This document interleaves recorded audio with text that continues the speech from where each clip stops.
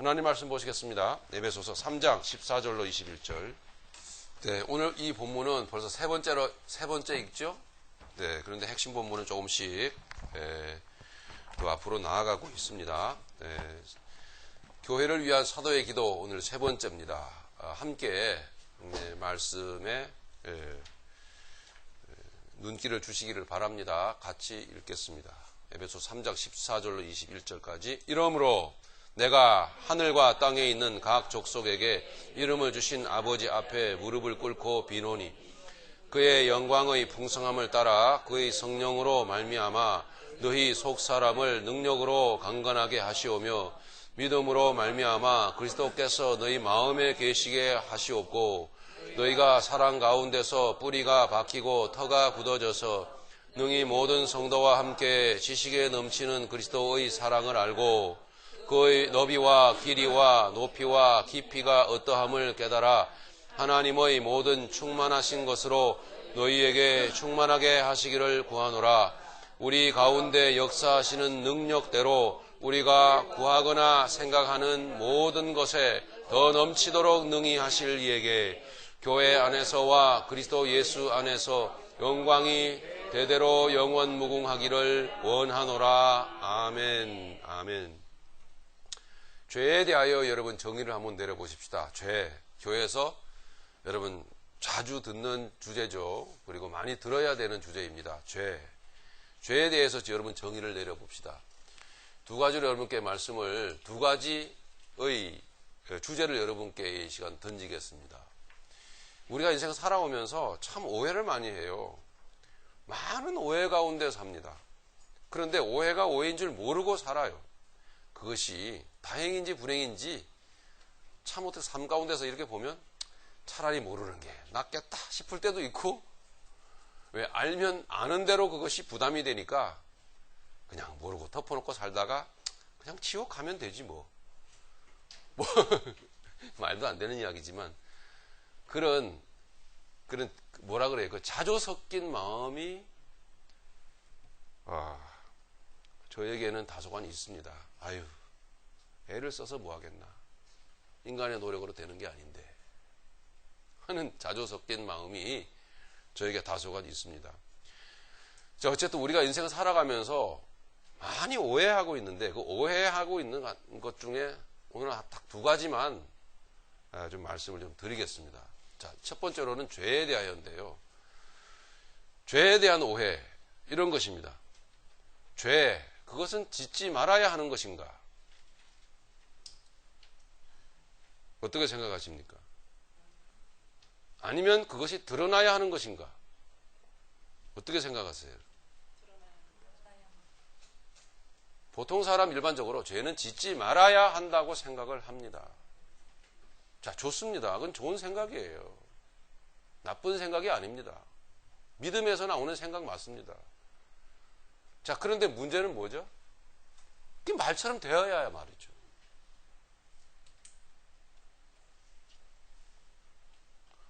저를 볼 때에 저는 저에게 있어서의 죄는 저의 친구입니다. 친구처럼 여겨져요.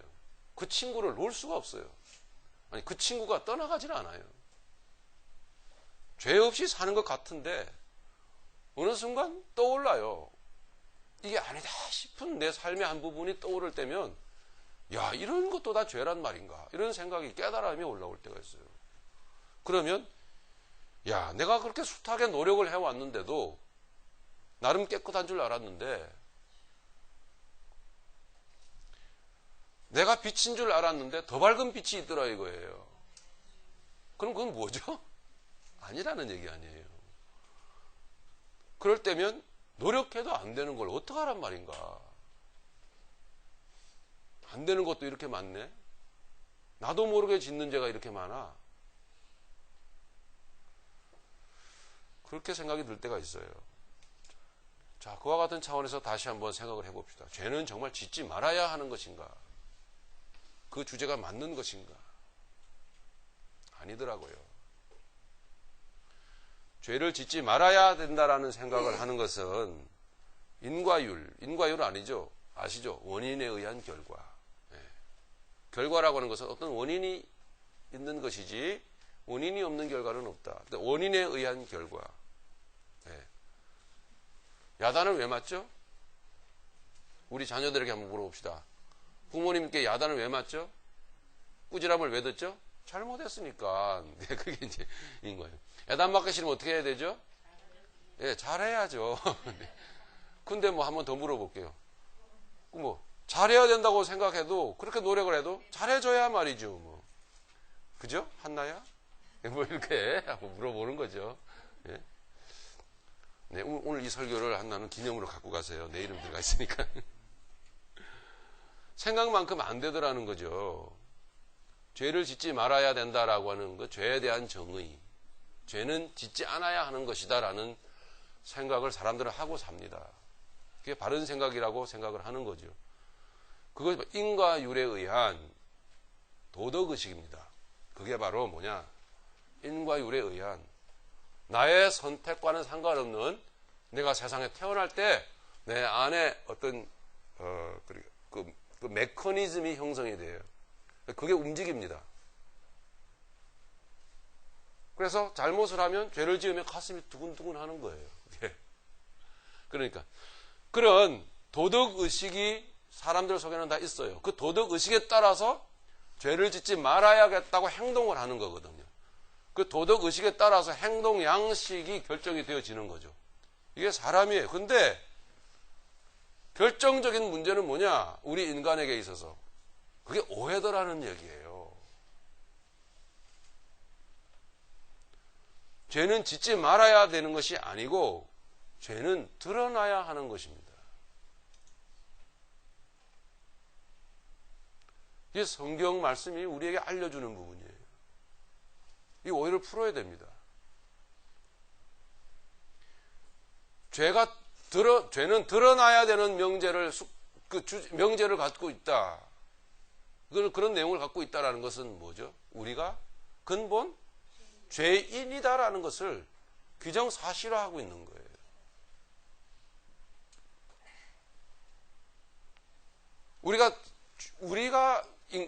우리뿐만 아니라 모든 인간은 스스로 죄인인 것을 잊고 삽니다.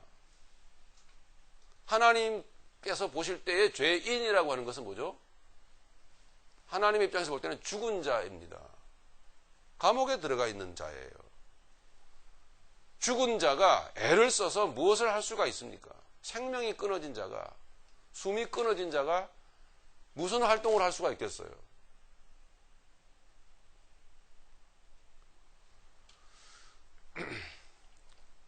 하나님께서는 우리에게 끊임없이 사건을 주시고 문제를 주셔서 내가 근본 죄인인 것을 가르칩니다. 그래서 결과론적으로 선한 결과를 하나님께서는 목적을 하고 계신 것이죠. 이것을 알아야 되는 거죠. 죄는 그래서 하나님의 선한 목적에 따라서 드러나는 것입니다. 행동으로 옮겨지기 전에 그 전에 벌써 내 생각 속의 죄는 이미 실제가 되어져 있는 것입니다.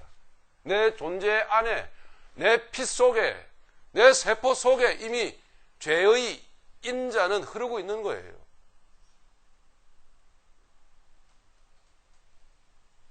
도박장에 가서 단순히 도박을 하는 그 행위로 인해서 내가 죄를 지었구나가 아니라 하고 싶은 마음이 내 안에서 움직이는 그 순간 이미 나는 죄를 지은 거잖아요. 그렇죠?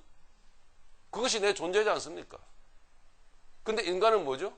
생각을 감추고 부인하고 그 속에서 움직이는 그 진실한 내용을 딱 감춘 채로 그것만 하지 않으면, 행동으로만 나타나지 않으면 된다라는 생각을 하는 거죠. 자, 행동하지 않으면 사람이 깨끗합니까? 난 너를 꼭 죽일 거야.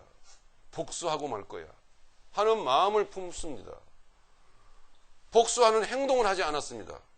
그럼 그 사람은 깨끗한가요? 예. 속이 어둡잖아요. 그죠? 살인의 의지로 가득 차 있잖아요. 그것을 사람은 애써 종교적인 행위로 부인하려고 합니다. 처음에 말씀드린 바와 같이 죄는 짓지 말아야 되는 것이라고 생각을 하고 있는 분들이 만들어낸 것이 바로 뭐냐? 종교입니다. 얼마나 더럽습니까? 죄는 성경적 입장에서 볼 때는 드러나야 되는 것입니다. 그 감추어진 그 생각 속에 들어있는 더러운 것이 문제와 사건을 통해서 드러나게 되는 거예요. 이것을 뭐라고 하죠? 하나님의 은혜라고 하는 것이죠, 실은.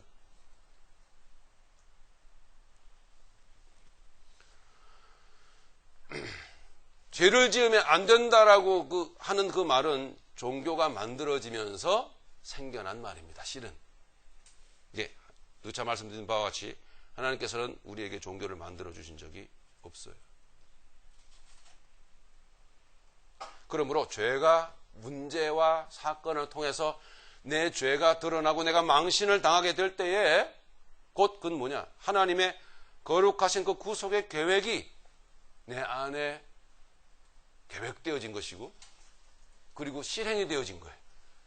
사건이 터지고 문제가 터져서 내 존재 자체가 죄인임이 그 사건을 통해서 그 행위를 통해서 드러나게 될 때에 아, 나는 근본 죄인이구나. 더 나아가서 하나님은 나를 깨끗게 하시려고 그 구원의 참 기쁨을 맛보게 해 주시려고 하나님께서 내게 거룩하신 손길을 베풀어 주셨구나 라고 하는 사실을 하나님은 깨닫게 해 주신다라고 하는 거죠. 문제는 일어나야 되는 것이고 사건은 터져야 되는 것이죠. 여러분 이 사실에 대하여 여러분 정직하게 한번 생각을 해보시기 바랍니다. 네. 죄는 짓지 말아야 되는 것이냐 아니면 죄는 드러나야 되는 것이냐라는 이 방향성에 대해서 여러분 결정하셔야 돼요. 그래야 여러분 이것이 바로 여러분 바른 신앙생활을 결정할 수 있는 시금석이 될 수 있어요. 척도가 될 수 있단 말이에요, 이게.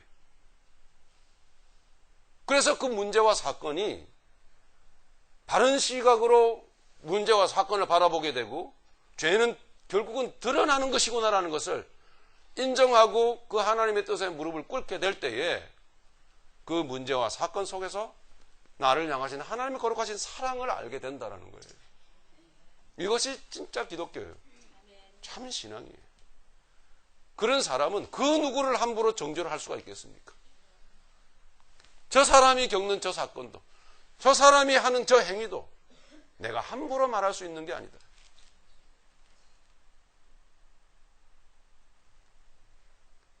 오해 하나 푸시길 바랍니다. 풀어졌습니까, 여러분?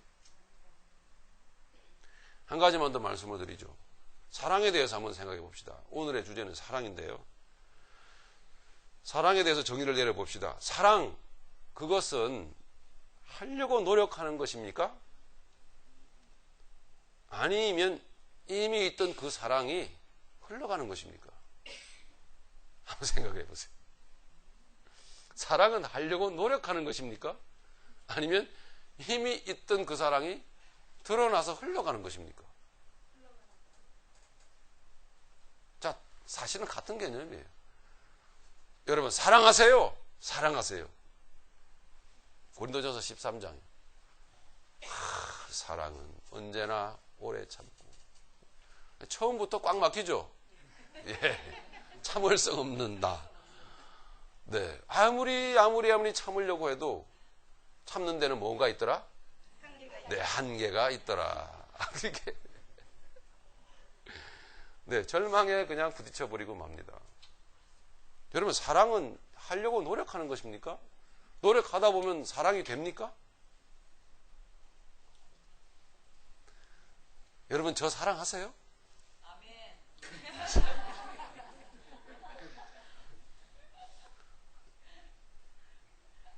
여러분이 저를 사랑하신다면 저를 많이 보고 싶겠죠.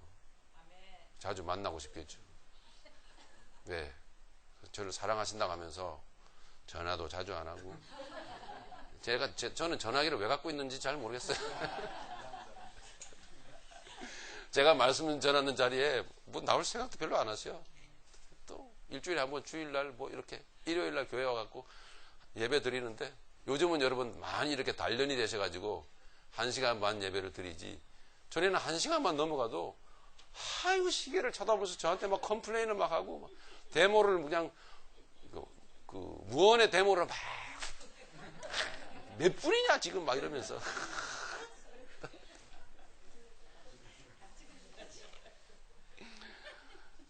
자, 노력 안 하셔도 돼요, 여러분. 괜한 애쓰지 마세요. 안 됩니다. 여러분. 사랑하려고 노력해봐야 나중에는 성격만 나빠져요. 성격만.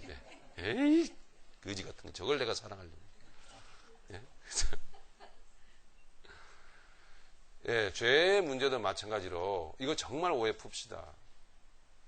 죄는 사랑은 하려고 노력하는 게 아니에요. 죄와 마찬가지로 사랑도 이미 있던 사랑이 내 안에서 올라와서 흘러가는 것입니다. 저의 철학적인 어떤 그 탐구에 의한 결론이 아니에요. 성경이 말해주고 있어요. 오늘 본문이. 우리는 분명히 우리에는 공로한 상관없이 하나님의 은혜를 받았죠? 은혜를 받았다라는 것은 실제로 이 안에 뭐가 있다라는 거예요? 거듭났다라는 이야기고요. 다시 태어났다는 건 하나님이 나를 낳으셨다라는 거예요. 하나님은 사랑하시는 분입니까? 사랑이십니까? 사랑 그 자체세요. 하나님 자신이 내게 오셨잖아요. 그럼 내 안에 사랑이 들어있는 거예요. 영생이 내 안에 있다라는 거거든요.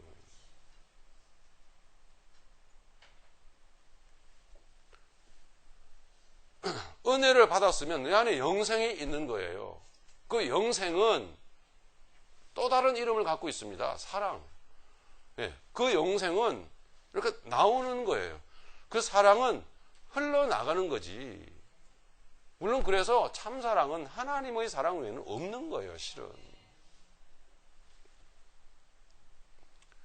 어떤 아내를 보면 이렇게 남편을 코디를 잘 해주시는 분들이 있어요. 막 넥타이도 막 골라서 이렇게 다 매주고, 네, 이렇게. 제가 왜 이런 얘기 하시는 줄 아시죠? 뭐 이렇게 뭐 헤어스타일도 이게 좋겠다. 네, 헤어스타일에 관한은 저는 상관이 없는 사람입니다. 뭐 등 양복도 뭐 이렇게 잘 해주는 아내가 있어요. 다 해줘. 예? 그리고 아우 내 남편 멋있다 막 이러고 아주 즐거워요. 좋아요. 그 아내는 그 여자는 자기 남편을 사랑한다고 생각을 해요. 그게 사랑일까요? 잘 한번 생각해 보세요. 왜 그러는지. 그게 내 스타일이거든요.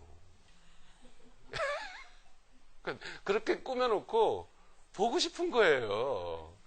자랑하고 싶은 거지. 남자도 마찬가지예요. 저는 그걸 깨달았어요, 예전에. 그래서 이제는 안 합니다, 제 아내한테. 당신의 스타일대로 자유스럽게, 몸빼 바지를 입던, 뭐.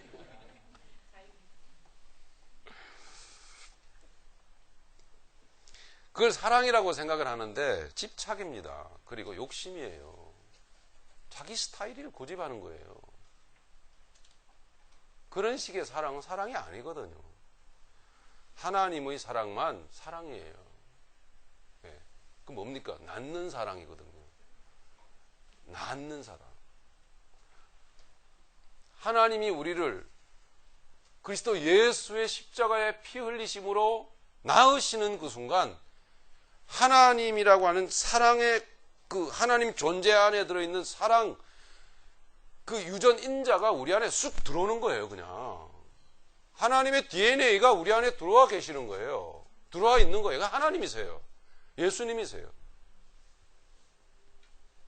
우리가 하는 사랑은 그게 그냥 자연스럽게 흘러가는 것이면 되는 거예요. 그게 사랑을 바로 정의 내리는 겁니다.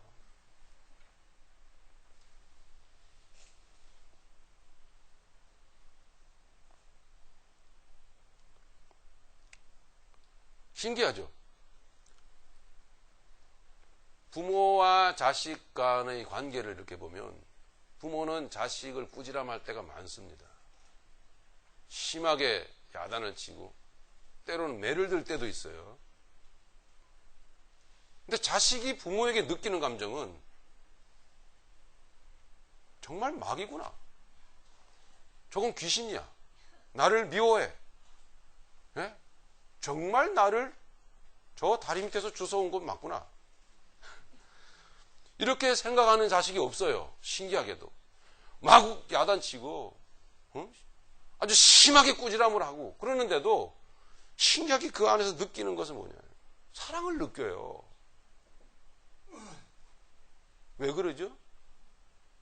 부모의 그 인자가 내 안에 들어와 있기 때문에 그래요. 그 자체가 사랑이거든요. 참된 사랑은 낳는 사랑이에요. 그거 외에는 없어요. 그래서 가장 하나님 아버지의 사랑을 닮은 사랑이 이 세상에서 뭐죠? 부모의 사랑인 거예요. 어쩌면 하나님께서는 부모의 사랑을 통해서 자식에게 내려가는 그 내리 사랑을 통해서 하나님 자신의 사랑을 가르치고 계시는지도 모릅니다. 진짜 사랑은 이것 외에는 없다고. 여러분 이거 인정하십니까? 자, 고린도후서 4장을 한번 보십시다. 고린도후서 4장.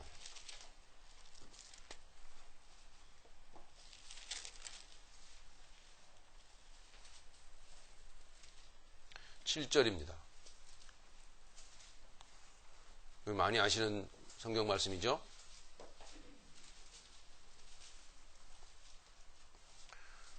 자, 7절부터 제가 한 절 한 절 좀 읽겠습니다.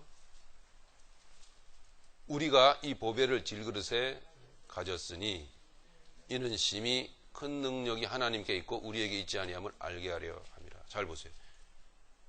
우리 성도죠? 이 보배를 사랑이에요. 그죠? 예수님, 하나님 자신 이 보배를 질그릇에 자기 자신들을 얘기하잖아요. 가졌다. 사랑은 이미 들어와 있는 거예요. 그 심히 큰 능력이 하나님께 있고 이 능력은 뭐가 나타나는 능력일까요? 사랑이 나타나는 능력이에요. 네. 하나님의 그 사랑이 흘러가는 능력이란 말이에요.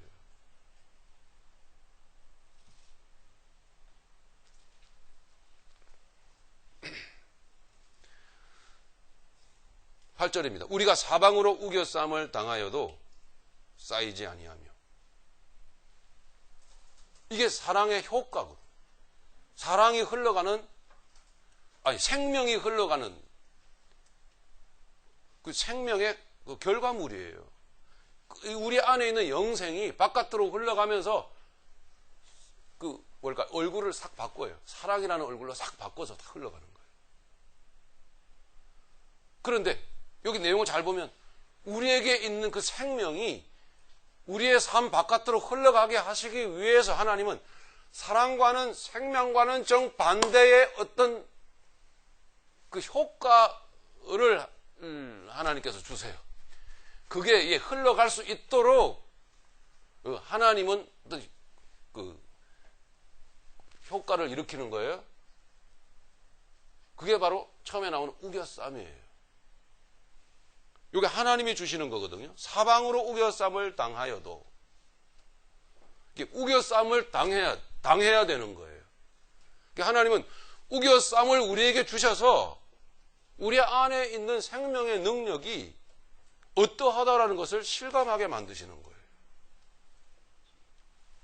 이 우겨쌈이라고 하는 개념은 없으면 안 되는 거예요. 그러니까 여러분 이런 원리입니다. 여러분 이 세상에 빛만 있고 어둠이 없으면 빛이 빛인 줄 몰라요. 온 세상에 다 빛인데 하루 24시간 다 해가 떠 있는데 밤이라는 개념을 알 수가 있겠습니까?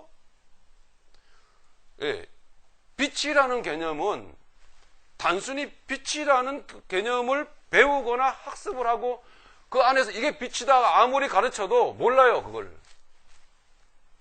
이거 상대적인 원리예요. 그럼 빛이 빛인 줄 알려면은 어둠을 알면은 빛을 알게 돼요.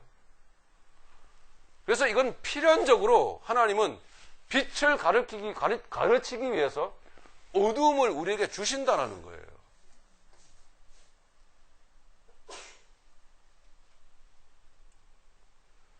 여러분 이 세상에 사랑으로 가득 차 있다고 생각을 해보십시오. 그 사랑이라는 단어조차 성립하겠습니까? 할 수가 없는 거예요. 사랑의 반대는 미움이죠. 미움이라는 것을 존재하게 하셔서 아, 이게 사랑이구나. 이걸 알게 되는 거거든요. 하나님께서는 우리를 하나님의 진실을 가르치시는 분이에요. 뭐 신령한 세계에 하나님의 그 오묘한 그 진리를 우리에게 가르치시는 분이거든요. 진리도 마찬가지잖아요. 도대체 진리로 가득 차 있으면 그게 진리라는 말조차 필요가 없는 거예요. 근데 왜 진리라는 단어가 있는 것이죠? 진리가 아닌 것이 분명히 세상에 존재한다라는 거예요. 하나님께서는 필연적으로 우리에게 사랑이 아닌 사랑의 반대인 미움을 가르칩니다. 단 사랑을 주셔놓고 그게 하나님께서는 대가 없이 공로 없이 우리에게 은혜를 베푸신다라는 거예요. 그렇게 우리에게 은혜를 베풀어 놓고 우리를 구원하셔 놓고 우리를 낳으셔 놓고 부모가 자식을 낳아 놓고 그 다음에는 내가 너를 사랑한다라는 것을 가르치기 위해서 뭐 하죠? 야단을 치는 거예요. 왜? 따끔하게 가르치는 거예요. 엄한 교육을 받고 자라난 자식들이 잘못되는 확률은 없습니다. 엄한 교육을 받고 자라난 자식들은 반드시 잘 되게 되어 있는 거예요. 그런 것처럼 우리가 살아가는 세상에는 아주 기묘한 신비한 원리가 그러고 있어요. 자, 여기 말씀의 내용이 그 신기한 이 세상에 그 하나님의 그 베풀어 놓으신 그 영적 원리를 가르쳐 주고 있는 거거든요. 자, 그래서 8절에 우리가 사방으로 우겨쌈을 당하여도 이것은 하나님이 이미 우리에게 베풀어 놓으신 그 보배, 우리 안에 베풀어 주신 그 생명, 그것의 실체를 알게 하기 위한 필연적인 수단인 거예요. 저는 실제로 신기합니다. 야단을 맞으면 맞을수록 내 안에는 나단치는 그분을 떠날 수가 없다라는 뭐랄까요? 그 거룩한 깨달음이, 예. 제가 아주 어릴 때부터 이 거룩한 깨달음이 내 안에서 충만하더라고요. 네. 내 나이, 제 나이 6살 때, 7살 때. 응? 확 손바닥도 맞고 야단을 맞고 그러는데 엄마가 날 사랑해서 그렇지. 이게 내 안에서 이렇게 자칫했으면 제가 석가모니보다도 더 아주 도통한 사람이 될 뻔했어요. 참 신기한 일. 그 매로 인해서 그 사랑을 알게 되다니. 이게 인간에게만 주신 오묘한 하나님의 진리예요.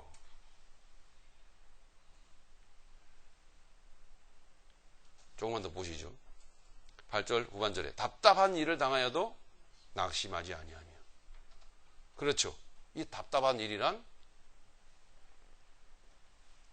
하나님으로부터 오는 거예요. 낙심하지 않는 이 마음은 바로 보배의 효과란 말이죠. 9절에 박해를 핍박을 받아도 버림받지 아니하며 거꾸로 뜨림을 당하여도 망하지 아니하며. 그러니까 결국 여기에 8절 9절에 나오는 우겨쌈이라든지 답답한 일이라든지 핍박이라든지 거꾸로 뜨림을 당함이라든지 이것들은 사실 세상을 보시면 세상에 넘쳐나요. 이런 일들이 세상에 가득 차 있다고요, 실은. 근데 세상은 하나님의 생명이 없는 그 세상은 거꾸로 뜨림을 당할 때 상처와 아픔 가운데서 절단이 나고 맙니다. 우겨쌈을 당할 때 그냥 자살로 인생을 끝내고 말아요. 견디질 못해서. 답답한 일을 당하면 미쳐버립니다. 그런데 이미 하나님의 그 은혜로 생명을 받은 사람은, 성도는 그로 인해서, 그 사건과 문제로 인해서 하나님의 사랑을 알게 되더라는 얘기예요.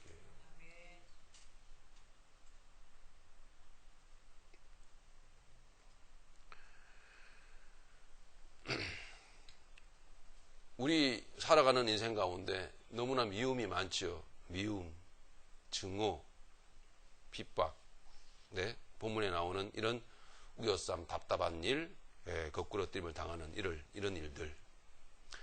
이런 일들을 당함으로 말미암아 자, 성도와 불신자의 경우를 구분해서 생각을 해봅시다.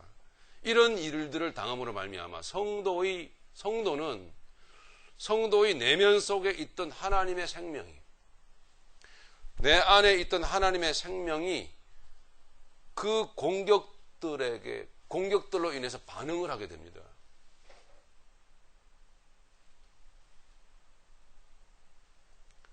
그 미움이라고 하는 공격, 여러분 미움 받아보셨죠?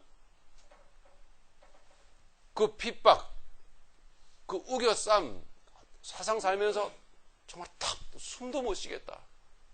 절망이다. 이런 경험들 여러분 해보셨죠? 지금 여러분들 뭐 서로 간에 많이 사랑하고 많이 회복되고 이해하고 용서하고 사랑하면서 여러분 사시지만 인생 사시면서 한두 번쯤 부부지간에 확 죽여버렸으면 좋겠다. 아, 내가 어떻게 죽여버리지? 여러분 이런 생각 한두 번쯤 안 하셨습니까? 안 하셨다면 그건 거짓말입니다. 성도는 해야 돼요. 꼭 그런 생각을. 네. 성도 아닌 세상 사람들은 그 초인적인 인간 스스로의 능력으로 백년해로 하는 분들도 계세요, 물론. 근데 그렇다고 천국 가는 거 아니죠.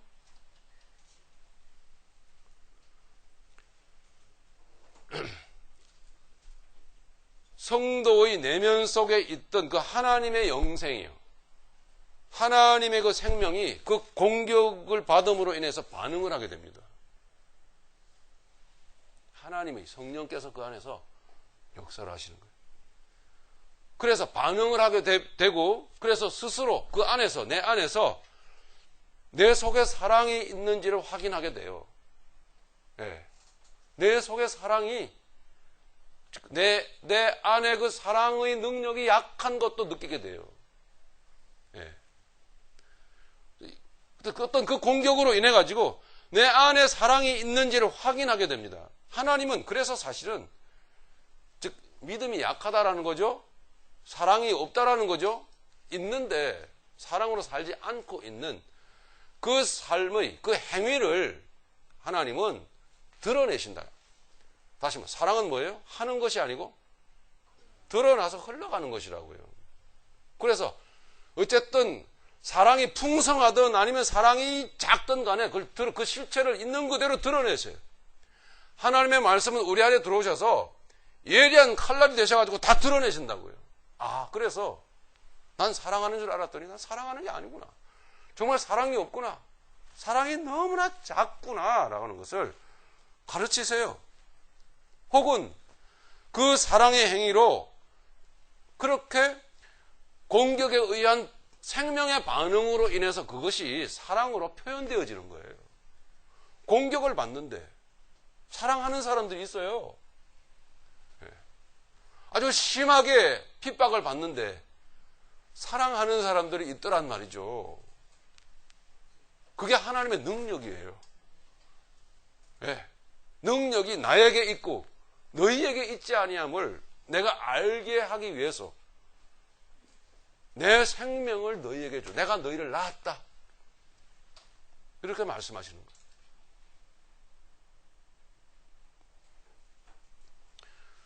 불신자의 경우는 어떻게 될까요? 불신자는 그 내면 속에 있던, 불신자의 경우는 미움을 받습니다. 증오를 받습니다. 핍박을 받습니다. 살면서 답답한 일을 당합니다. 우겨쌈을 당합니다. 거꾸러뜨림을 당합니다. 생명이 없는 사람들은 어떤 결과가 나타날까요? 생각을 해보세요. 예? 그 속에서 하나님의 영생이 효과적으로 나오는 게 아니고 뭐가 나오겠어요? 예? 네, 마귀의 속성이 그 공격에 반응을 하게 됩니다. 맞죠? 결국은 안에 있던 것들이 나오는 거예요, 결국은. 그러니까 그 외부적인 어떤 그 자극이라고 하는 것은 세상에 늘 있는 거예요, 여러분. 세상에 늘 있는 건데 그런 것들로 인해서 뭔가 이렇게 반응하는 내 안에 뭔가가 있더라는 거예요. 어떤 사람은 그냥 한편 뺨을 맞는데도 그냥 묵묵히 이게 뜻이라면 하고 한편 뺨을 그냥 조용히 돌려대는 사람들이 있는가 하면, 또 어떤 사람은 한 대 맞으면은 아니에요. 그 한 대를 맞음과 동시에 두 대를 날리는 사람도 있어요. 또 어떤 더 능력이 많은 사람들은 절대 맞지 않고, 절묘하게 상대방의 급소를 가격을 하여서 내가 너에게 맞을 사람이 아니라는 것을 증명해내는 사람들도 있죠. 불신자의 경우는 그런 공격을 당할 때에 그 내면의 속성이, 마귀의 속성이 그 공격에 반응을 하게 되는 거예요. 결국. 하나님의 가르치시는 우리의 삶의 내용입니다. 이것이. 항상, 좀 전에 말씀드렸지만 항상 배가 부른 상태로 인생을 살아가면 이게 배 부름이 뭔지는 모릅니다. 내가 배부르다, 내가 부자다, 내가 부요하다라고 하는 거. 내가 하나님의 말씀으로, 하나님의 사랑으로, 은혜로 내가 부자다, 난 부자 사람이라는 것을 하나님께서는 알게 하시기 위해서요. 아니, 더 나아가 그것이 흘러나와서 그 배부름이, 그 부요가 나만 누리는 것이 아니라 이렇게 다른 사람들에게 효과적으로 누리게 할 수 있도록 하시기 위해서 뭘 하세요? 배고픔을. 전혀 배부름의 반대 개념인 배고픔의 개념을 가르치시는 거예요. 주시는 거예요, 우리에게.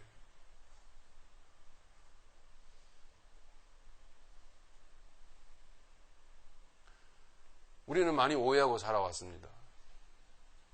절대불변의 진리여 하나님께서 그렇게 만들어 놓으신 그런 원리를 알지 못한 채 눈에 보이는 곧 행위적인 면, 겉으로 드러나는 면만을 우리가 바라보면서 우리의 스스로의 노력으로 애쓰고 노력했던 부분들이 많다는 거죠. 죄의 면도 그렇고 사랑의 면도 그렇다는 겁니다. 여러분, 우리 바른 결론을 내려야 됩니다. 사랑은 결코 내가 하려고 노력해서 되는 게 아닙니다. 결코 사랑이란 그건 아닙니다. 그 자체가 사랑이 아닌 거예요. 사랑은 내 안에 나도 모르는 사이에 들어와졌어요. 우리 어린 자녀들 생각해 보세요. 어린 자녀 여러분들이 스스로 노력해서 세상에 태어났습니까? 나 이제 태어나야지. 말도 안 되는 거예요. 사랑에 의하여 엄마 아빠가 뽀뽀를 쪽 하자 내가 태어난 거예요.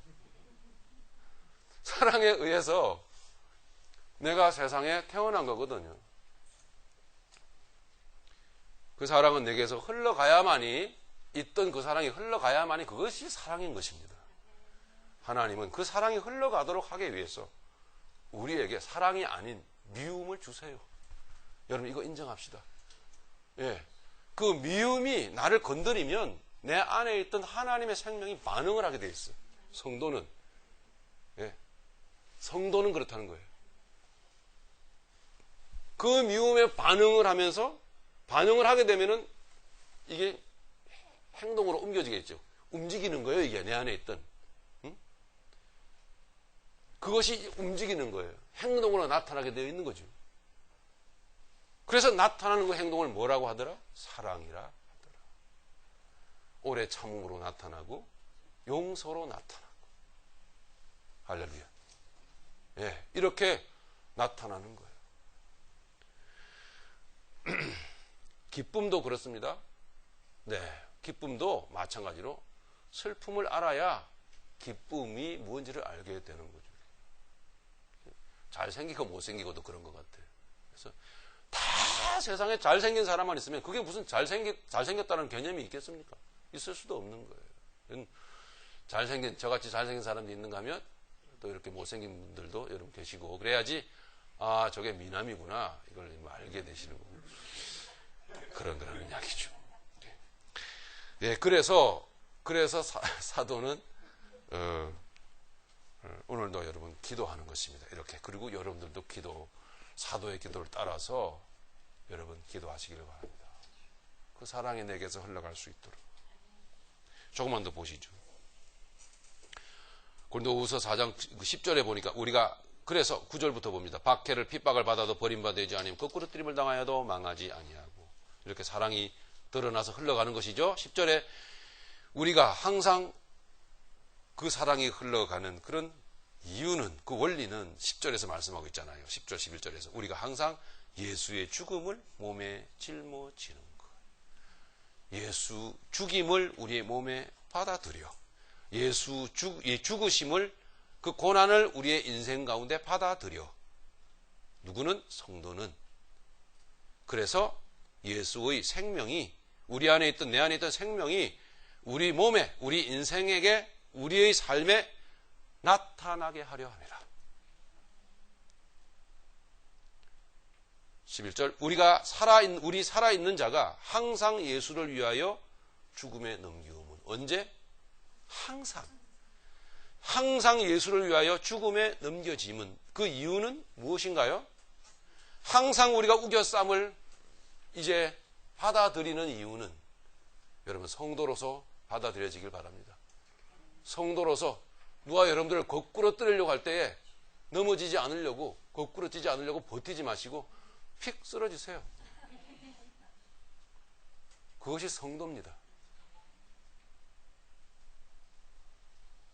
성도는 물리적인, 육신적인 힘으로 살아가는 그런 능력으로 살아가는 자가 아니라, 성도는 성령의 능력으로 살아가는 자, 예수 그리스도의 사랑의 능력으로 살아가는 자들이더라는 얘기죠.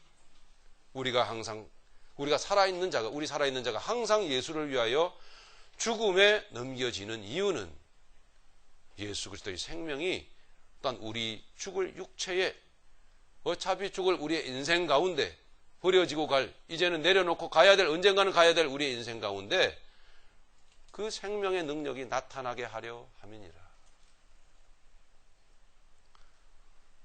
12절은 살아가는 삶의 현실입니다. 이 현실이 여러분 생활 현장에서 나타나는 현실이 12절에 기록되어 있죠. 그러므로 그렇게 되었을 때에 사망은 우리 안에 역사하고, 이건 저주가 아니에요. 하나님의 은혜 가운데 내게 베푸시는 하나님의 손길이란 말입니다. 비록 고난스럽지만 사망은 우리 안에 역사하고, 동시에 생명은, 사랑은 너희 안에서 역사하느니라. 할렐루야. 이렇게 사랑을 정의 내리고 있습니다. 오늘 본문의 핵심은 에베소서 3장 18절 19절입니다.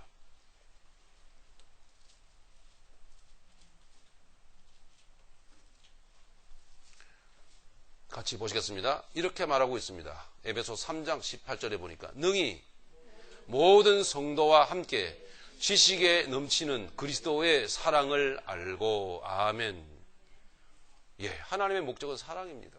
결국 우리로 하여금 사랑을 알기를 원하시고, 사랑을 가르치시고, 사랑을 알게 하시고, 사랑을 하게 하십니다.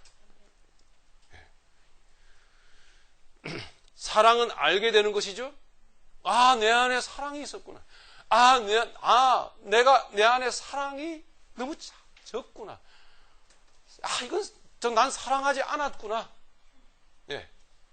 이걸 가르칩니다. 알게 하십니다. 또는, 이 사랑이 너무나 크구나. 이걸 알게 하십니다. 이 사랑을 알게 하는 거예요. 그리고 사랑을 하게 하는 거죠. 내 안에 있는 사랑을 발견케 하는 거예요. 즉, 여러분, 사랑은 내가 노력해서 하는 게 아니란 말입니다. 사랑은 내 안에 있는 그 실체를 발견하는 거예요. 사랑을 하나님은 알게 하십니다. 예. 무엇으로? 하나님의, 어떻게 때로는 우리가 볼 때 가혹해 보이는 가혹한 수단으로 말미암아, 예, 그 핍박으로 말미암아, 그 어려움으로 말미암아, 그 숨막히는 그 환경을 통해서 하나님은 나를 사랑을 알게 하세요. 그 사랑의 능력의 실체를 경험시켜 주시는 거예요.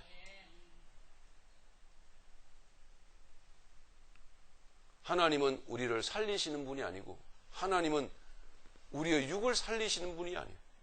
누차 말씀을 드렸죠. 하나님은 우리의 소원을 들어주시는 분이 아니에요. 하나님 우리의 육의 소원을 응답해 주시는 분이 아니라, 하나님은 우리를 죽이십니다. 하나님은 우리를 죽이시는 분이에요. 모질게도 하나님은 우리를 삶 가운데서 여러 가지 방편으로 우리를 죽이시는데, 근데 우리는, 하나님의 자녀들은 신기하게도 하나님 왜 나를 이렇게 사랑하십니까? 이게 복음의 비밀이에요. 그렇게 모질게도 자녀를 야단치고 무섭게 꾸짖는데 자녀는 엄마 아빠가 나를 많이 사랑하지. 엄마 아빠 속에 있는 그 사랑해 주는 인자가 내 안에서 반응을 하는 거예요. 그래서 매를 맞는데 감격의 눈물이 흘러.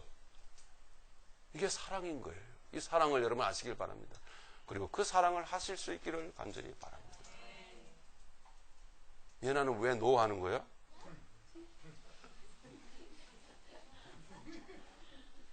그래서 그 사랑은 흘러가는 것입니다. 자연스럽게 그 사랑은 성령의 강물로 흘러가는 것입니다. 할렐루야. 19절이죠. 그 너비와 길이와 높이와 깊이가 어떠함을 깨달아. 예. 이 깨닫게 되는 과정이 육신적으로는 그렇게 만만한 과정은 아니더라는 이야기인데. 만만한 과정은 아니더라는 이야기인데. 그러나 성령께서는 여러분들을 붙들고 계시는 줄 믿으시기 바랍니다. 깨달아 하나님의 모든 충만하신 것으로 너희에게 충만하게 하시기를 구하노라. 할렐루야. 무엇으로? 사랑으로. 사랑으로 충만. 사랑은 내가 하는 것이 아니에요. 사랑은 넘쳐 흐르는 거예요. 여러분에게 이 말씀이 이루어지기를 예수님의 이름으로 축복합니다.